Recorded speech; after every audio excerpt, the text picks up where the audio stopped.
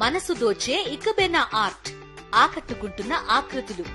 పూర్తి వివరాలకు చదవండి రేపటి సాక్షి హైదరాబాద్ ఎడిషన్. గ్రేటర్ హైదరాబాద్ ఒకప్పుడు బాగా నిధులున్న కార్పొరేషన్ ఇప్పుడు నిధులు లేక అల్లాడిపోతోంది.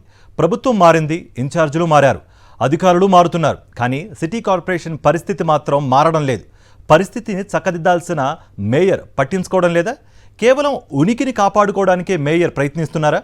గ్రేటర్ సిటీని గాడిన పెట్టాలని అనుకోవడం లేదా? మేయర్ ఇలా ఎందుకు మారారు? Watch it. విశ్వనగరంగా ఎదిగిన గ్రేటర్ హైదరాబాద్ మున్సిపల్ కార్పొరేషన్ కు దేశవ్యాప్తంగా మంచి పేరుంది.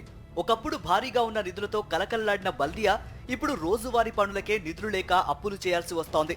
మొత్తంగా గ్రేటర్ కార్పొరేషన్ అప్పుల పాలైంది. 7,000 కోట్లకు పైగా బడ్జెట్ ఉన్న జీహెచ్ఎంసీలో ఇప్పుడు కనీస జీతాలు ఇచ్చే పరిస్థితి లేదు. బల్దియా ఆదాయం పెంచేందుకు గత ప్రభుత్వంలో ప్రయత్నాలే జరగలేదు. రాష్ట్ర ప్రభుత్వం మొక్కుబడిగా మాత్రమే బడ్జెట్ కేటాయింపులు చేసేది.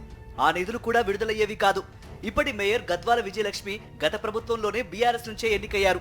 గత ప్రభుత్వం జీహెచ్ఎంసీకి నగర ప్రజలకు న్యాయం చేయలేదని కారు దిగి కాంగ్రెస్ పార్టీలో చేరారు. రాష్ట్రంలో కాంగ్రెస్ ప్రభుత్వం వచ్చినా బల్దియాకు బడ్జెట్ కేటాయింపులు కాగితాలకే పరిమితమయ్యాయి.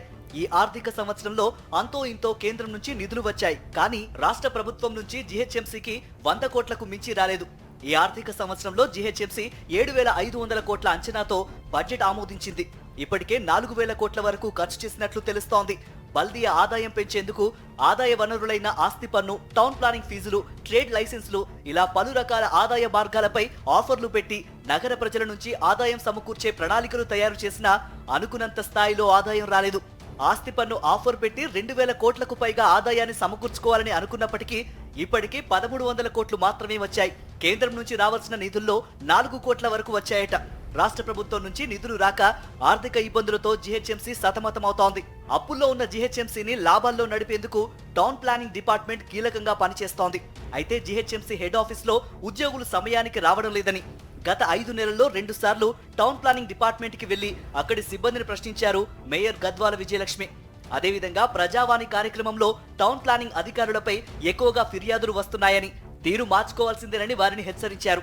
అధికారులు సమయానికి రావాలని చెప్పడం వరకు కరెక్టే, కానీ ఆఫీస్ నుంచి విధులు నిర్వహించేవారు ఎవరు, ఫీల్డ్ లో తిరిగేవారు ఎవరో మేయర్ తెలుసుకోవాలనే చర్చ జీహెచ్ఎంసీ ఆఫీస్ లో జరుగుతోంది. ఈ మధ్య కాలంలో ఫుడ్ సేఫ్టీ అంశంపై రాష్ట్ర ప్రభుత్వం స్పెషల్ టాస్క్ ఫోర్స్ టీమ్ ని వేసింది.